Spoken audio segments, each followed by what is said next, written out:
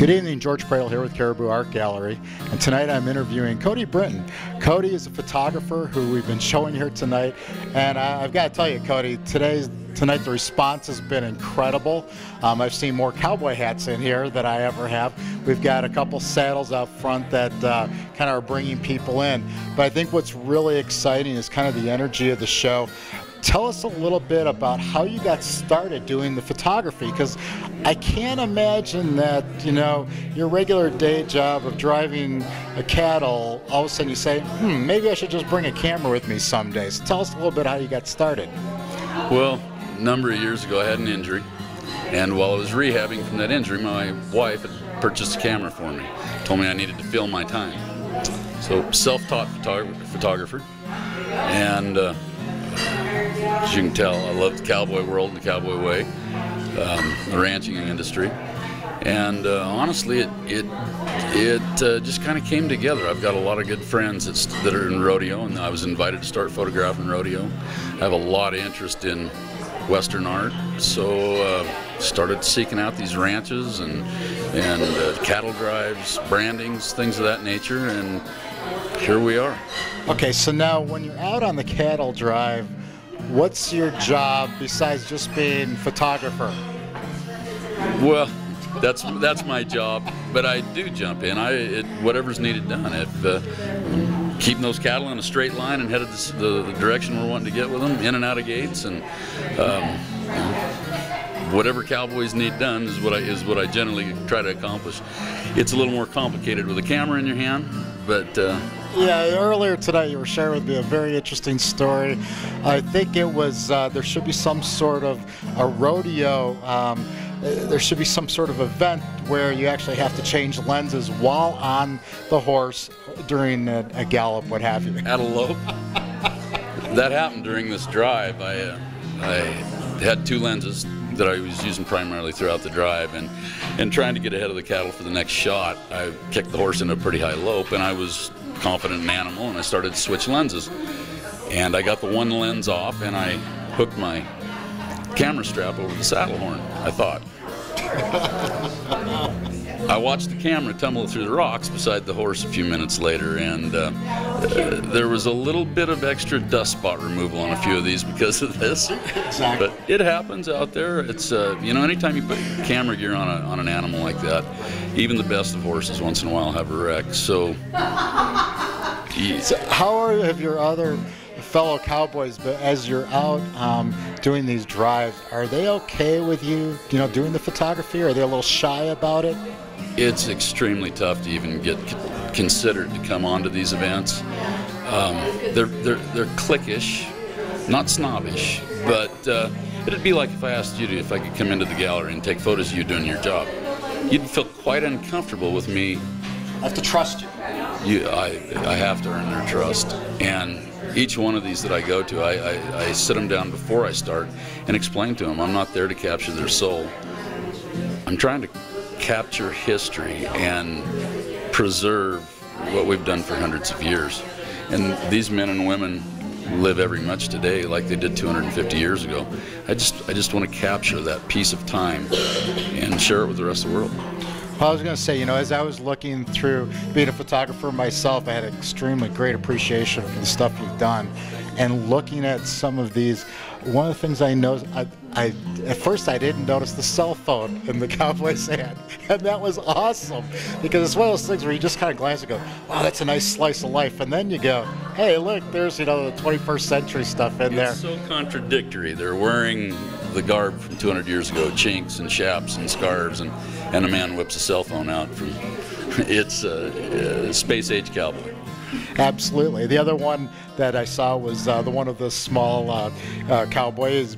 Probably had to have been, 5 years old, maybe 7 years old. I mean, it's just when you're kind of walking around this area and that, do you just kind of wait for the moments to happen? You just look at it and see it and go, that's it, I have to capture that. Or do you try to plan things knowing that, one of them you have a gentleman who is grabbing the bull, and I don't know all the proper language, but he's jumped off his horse, has grabbed the steer and is trying to wrestle it down.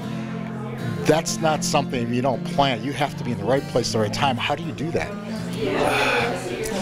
I think the reason I'm successful at capturing cowboys and the livestock they're associated with is because I've rodeoed all my life. I've ridden horses all my life. I can watch a horse when he's bucking and tell when he's going to make the biggest jump.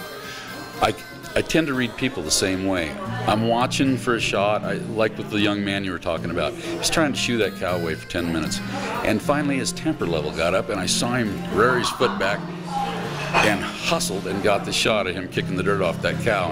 And the reason that's titled Get is that's what he was hollering to that animal, you know, get. And the little duffer isn't tall as that cow's belly, but he's man enough to be out there and try to shoo her off.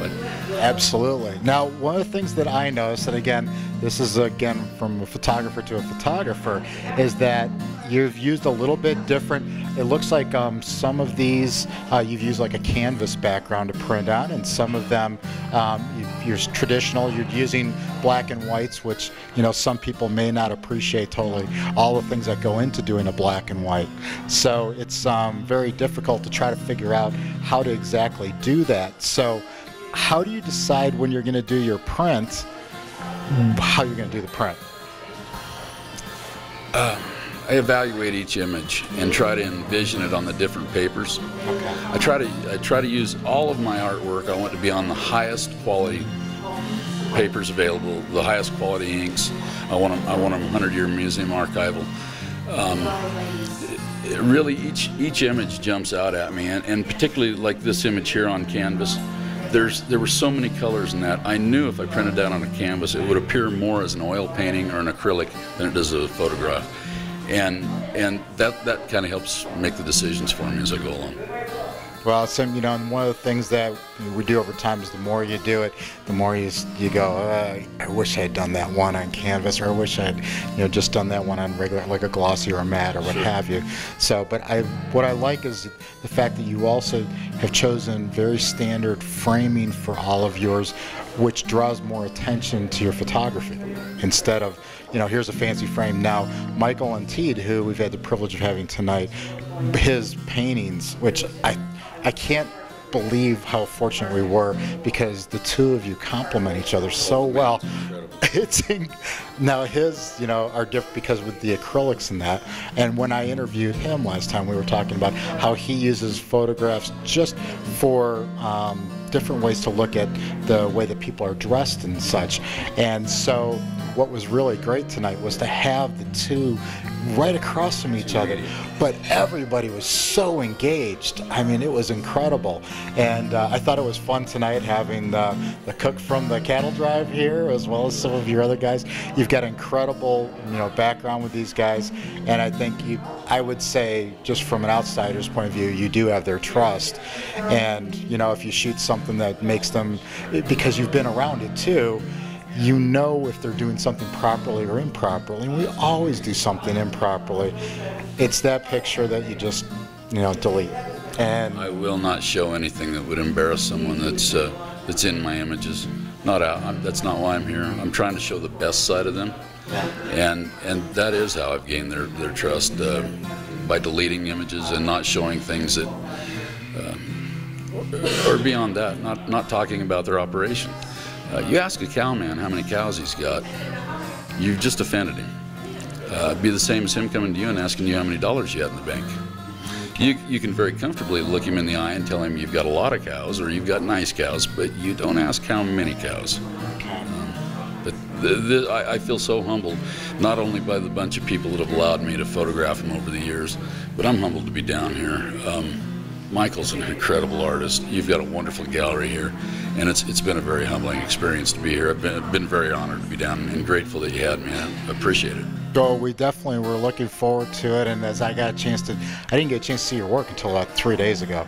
I came in, they were hanging it, and I was just blown away by it, because the way that you've really, I think you've done a great job of capturing that look, that feel and such. So Cody, thank you very much for being here tonight, and these images will be up for a while yet, so people can come down to the gallery, 3039 East 3rd Avenue, Caribou Art Gallery, and have a look at them. I think you're really going to get a feel for something that is, it's a part of Colorado, and I'm a Flatlander, so coming from Chicago, so it absolutely is. And when I walked in the other day and I saw both yours and Michael's work, I just said, and I saw the caribou, the logo, and even the sconces, and I'm like, it all matches. And it was great. It was great to see. So, yeah, so again, we want to thank Cody for being here and taking the time to get on video with us, because he's got to trust me in order to ask him the right questions and stuff. Being on this side of the camera. Exactly. Both of us, you know, being photographers, this side of the camera is a little more scary. So with that, I want to thank everybody for watching, and we'll talk to you at the next show. Thanks so much.